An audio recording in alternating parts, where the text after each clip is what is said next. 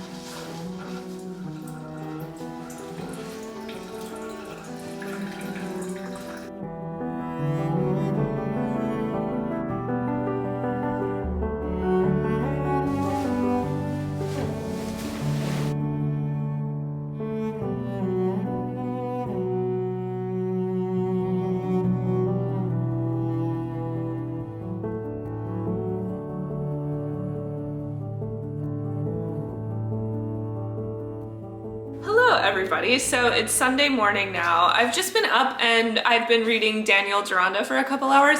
Sorry, the sun is weird. Maybe. No, that's too bright for me. We're just gonna have weird shadows and it will be fine. So yeah, I've been reading this for a bit. I don't have too much to say about this book right now, other than that I'm enjoying it a lot more than I had expected to. For some reason, I was just convinced that I wasn't really gonna like this one, but I have really been enjoying it. It's definitely like less sort of pastoral than the other books that we've read from her. I definitely think that I'm going to like it a lot less when we have a lot more Deronda. Like, I love Gwendolyn, because one thing about me, I love a stone cold bitch. So I'm also not looking forward to, inevitably, when she, you know, sees the error of her ways and must atone for the fact that she's cool. Because basically at the start of this book, her and her mother they've moved to this new house by her mother's sister and her husband because they've kind of like lost their money. But basically she's kind of like entering this society here. She's very beautiful, but she's kind of self-centered. She's a boss. She's like, I want to be in charge of things. And so she is kind of trying to, you know, integrate her, she's within the society. She's also kind of wanting to lead it. And then eventually she has the choice to either become a governess or marry this kind of awful man, and she chooses to marry the awful man because she's like, I'm not gonna become a governess, screw that. So yeah, I fear that she will probably undergo a bit of an Esther trajectory, but it's going to be much more drawn out.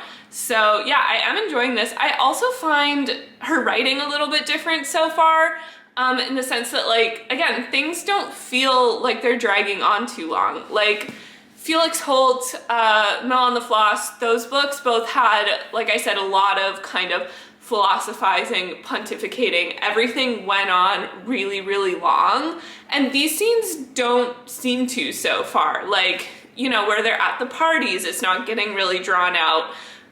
Conversations aren't spinning. Like, things feel, it's a long book. The typeset is quite small. So I don't know if that will change, but yeah, the story just kind of feels more, the writing just feels more controlled, I guess, or more edited. I don't really know how to describe it. Because, like, when I say controlled, I'm like, those other books don't feel amateurish. Like, it's not that, like, because it does feel very intentional, the style of storytelling, but I don't know, the writing's just different here. Like, it's just a bit, I don't know, it's more enjoyable to me. And I kind of wonder if that's because this is a bit more like cosmopolitan than her more pastoral literature. So yeah, I don't know, I'm excited about it. Yeah, I've been pleasantly surprised with this because I was kind of like, oh, it might have been nice to end with Silas Marner because that's a shorter book, it's a bit more fun, but actually I have been enjoying this one. Like, it would have been difficult to end with Felix Holt or even Mill on the Floss. I think we've mostly been working through chronologically, except Silas Marner is kind of placed in differently because the professor just wanted to put that book kind of in as like a bridge between these two books and kind of in the middle of term. I believe that's the one that's kind of out of order. Yeah. I don't know, I'd have to look up the dates again, but yeah, I am enjoying this one quite a bit, so that's good. So yeah, for now, I'm going to get ready because a bunch of us are going to go to Point Pleasant. The weather is nice enough today. It's nice and sunny. It's supposed to start snowing / raining again overnight, and it's supposed to snow and rain again tomorrow. So hopefully campus doesn't get closed again. I feel like at this point it will mainly just be rain, so it shouldn't get shut down or canceled, but you know, we'll see. But yeah, we're going to head to Point Pleasant Park, which I'm really excited about because I haven't been. And I think we are gonna try to get down by the water, which I'm looking forward to. The ocean still feels very like a novelty to me, so I'm excited.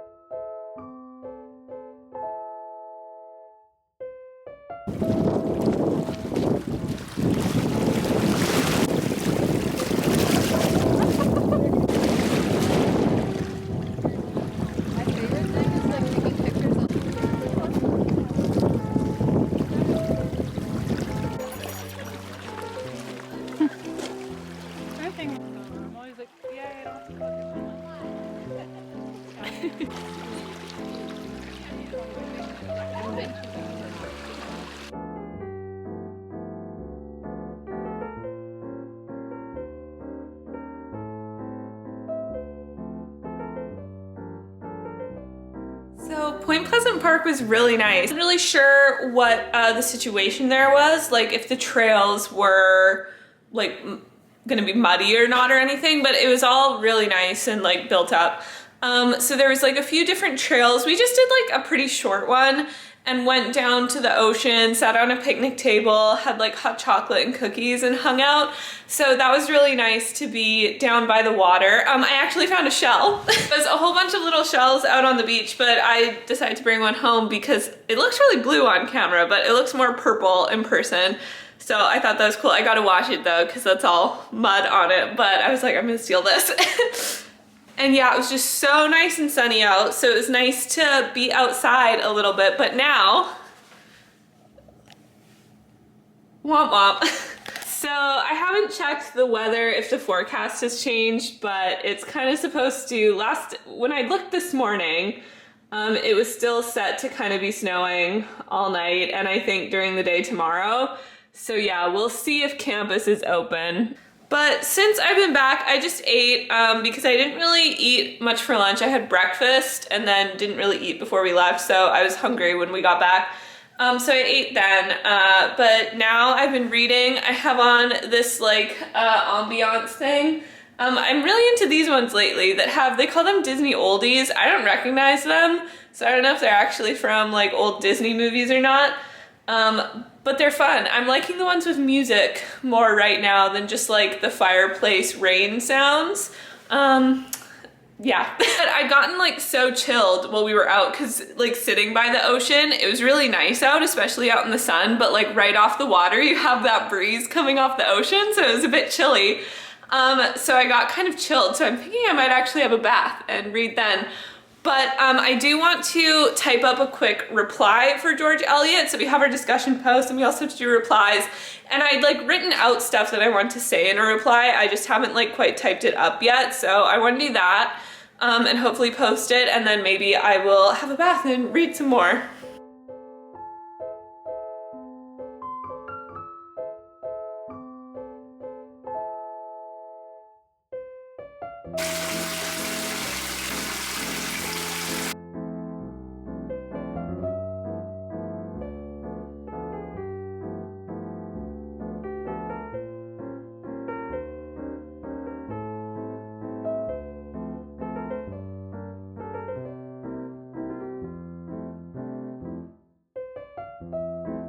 Okay, so it's the next morning now. I'm just about to get ready for my writing center shift.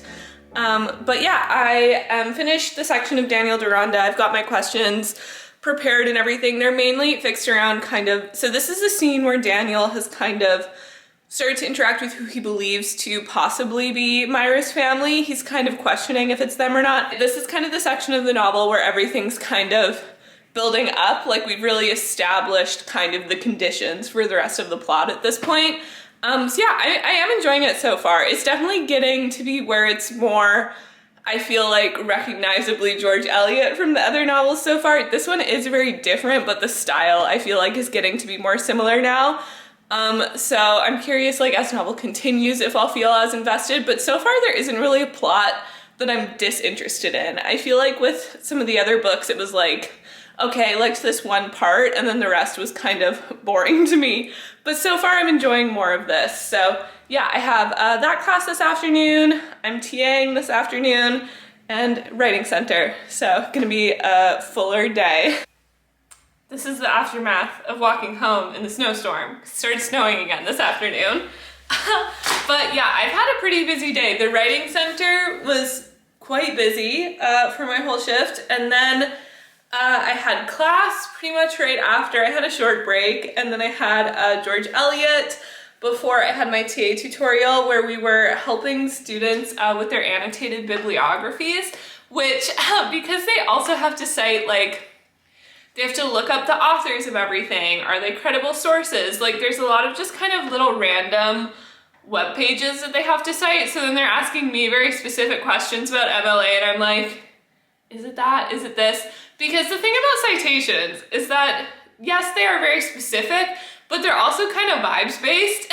So you just gotta, like, I think this is the most accurate thing to put, which I feel like obviously is kind of annoying to hear when you're working on the assignment and when the thing you're being graded on is your MLA format, to be like, do what you think is best, but it's kind of just what you have to do. But I thought, since I didn't really get a chance to say much about it this morning, that I'd just talk a little bit about our class, especially now that I finished it, because we actually had the discussion.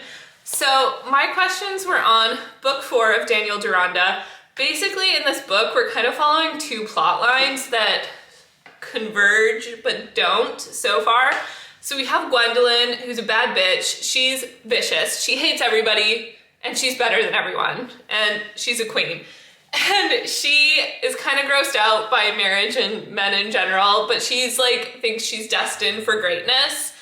However, circumstances arise that she has to marry this like kind of awful man. So in the section that we read, she had just previously kind of rejected him because she found out that he had these like kids on the side, basically. So she was like, screw you, I'm not gonna marry you, takes off. But then they're like, oh, by the way, we have no money anymore. So you've gotta come home, we're all moving into this little cottage and you're gonna have to go be a governess. And she's like, I would rather be dead. So she decides that she's gonna marry Grandcourt, who kind of just wants her because she doesn't want him. It's a bit inexplicable why he's like fixated on Gwendolyn, other than that, like, she's a bad bitch. And so they get married in this section, and you just know that like good things are not going to come of it because he's crazy. And as much as she's kind of brash and out there, she isn't really equipped to deal with him.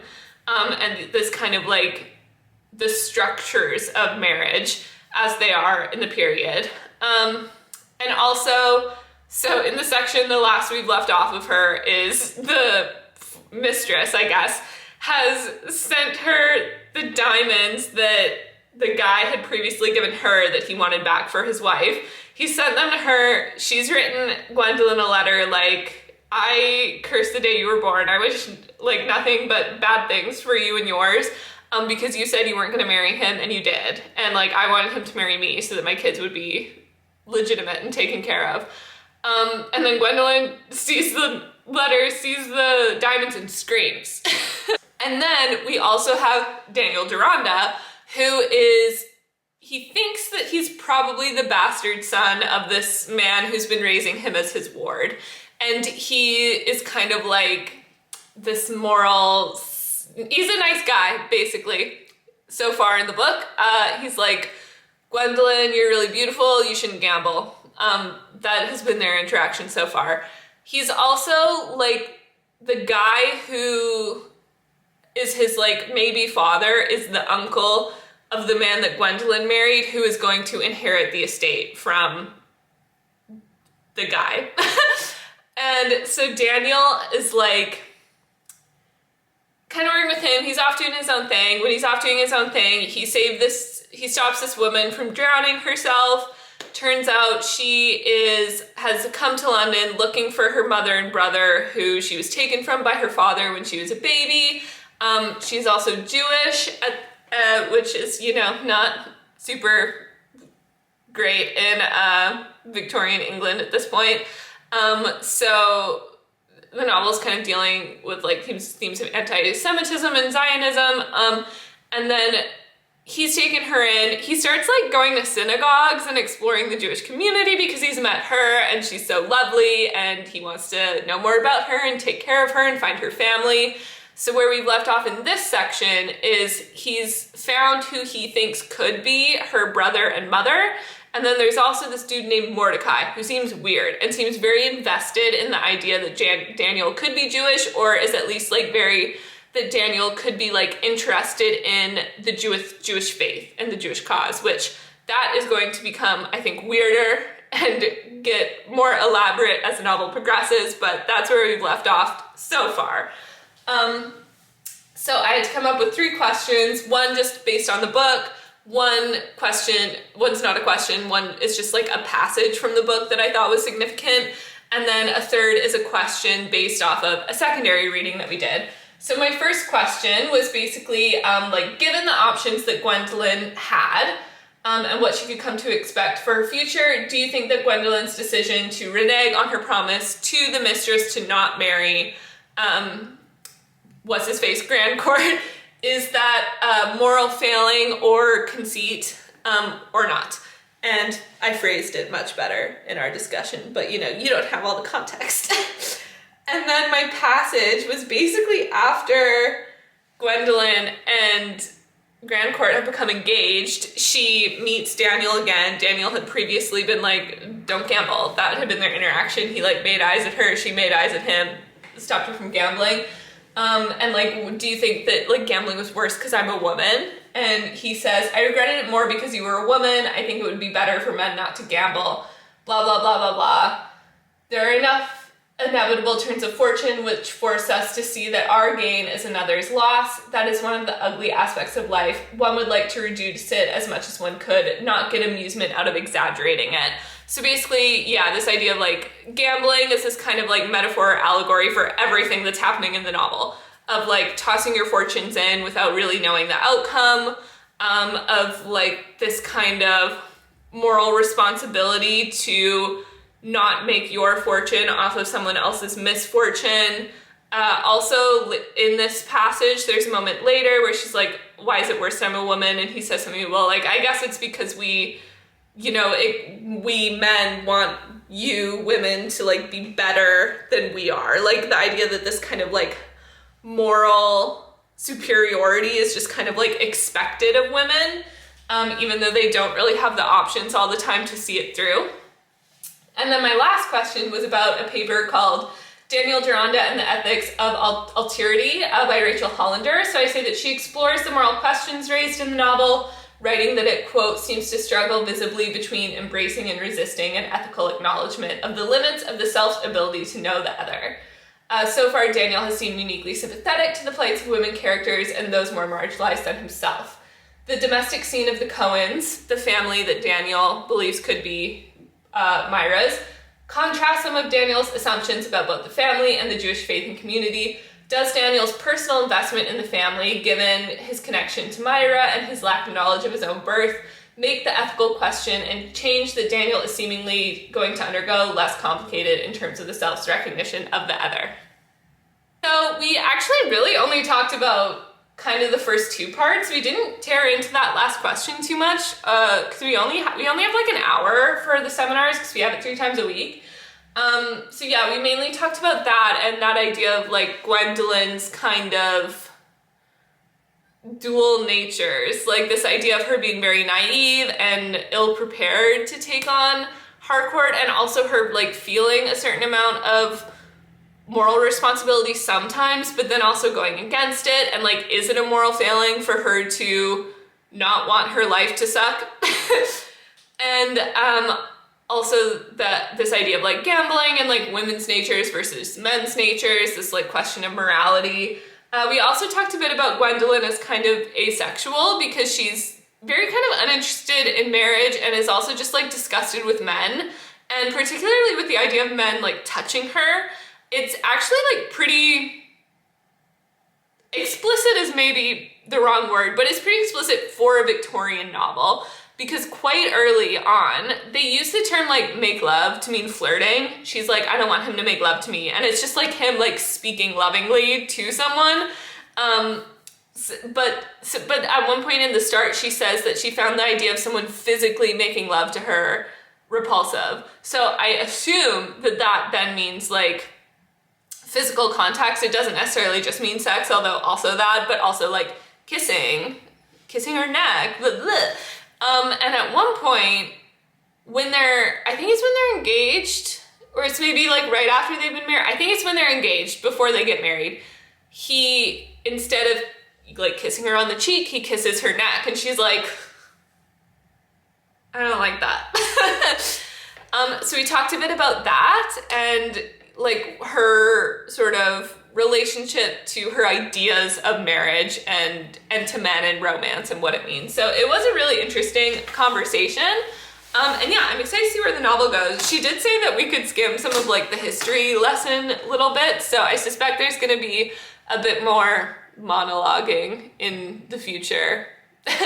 But I am really enjoying the book so far because I feel like it's a bit more, like it's a much more complicated morality than I think a lot of her other books have. So the other ones that we've been reading so far, I feel like it's very kind of cut and dry. Like, you know who you're supposed to like, you know who you're not supposed to like. Even like people are doing the wrong things. And sometimes they like have good reason for it, but sometimes they don't. And I think it's very clear what you're supposed to believe, or at least like it's very clear, even if you don't agree with it, like it's very clear what side the novel is kind of coming down on itself. Whereas I think that this one is like grappling quite a bit more, especially like with Gwendolyn. You're like, yeah, Gwendolyn would be very difficult to live with, but also, is she wrong in these moments? She knows that she's kind of making the wrong choice, but also, is it the wrong choice? And like, is a wrong choice, is a right choice for the wrong reason still wrong? Like these kind of questions. So I like that is like a bit more complicated and complex with that. I found like actually the timeline's kind of confusing at first because there are moments where it kind of jumps around because you're with Gwendolyn for a long time and then it's like Daniel Deronda did this when you first saw Gwendolyn. Now let me take you back to give you Daniel's backstory. Now we're up to here. And it kind of jumped around a little bit. So just like narratively, I found that like a little bit confusing at first until I got my grounding and I knew what we were talking about. But yeah, overall, I'm really liking this. So that's my update on that. And then tomorrow in Wolf, we're gonna be discussing Orlando, My Political Biography, which is a very cool movie where basically they have kind of, I'll just give you like the quick tagline, the cool thing. They have, I believe it's 26? It's in the 20s.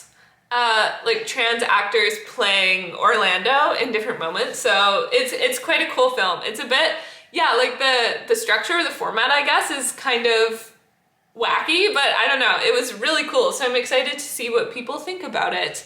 And yeah, so I think I'm going to end the video here. That's my little update. And thank you for watching and catch you in the next one.